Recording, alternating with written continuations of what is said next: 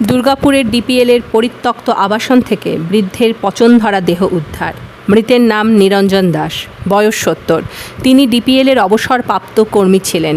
শুক্রবার সকালে কোকোভান থানার রায়ডাঙ্গা এলাকার ডিপিএলের ওই পরিত্যক্ত আবাসন থেকে ব্যাপক দুর্গন্ধ পেয়ে এলাকাবাসী থানায় খবর দেন।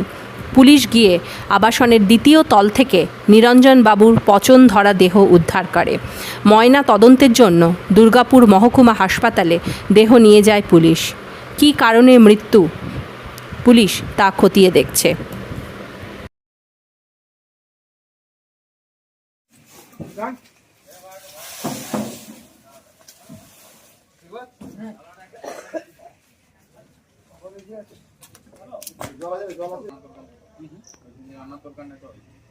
না এখানে আমার আনবি ঘরে লোক কইজনকে ডাকছে ভোট দেখি নাই তো ভালো কথা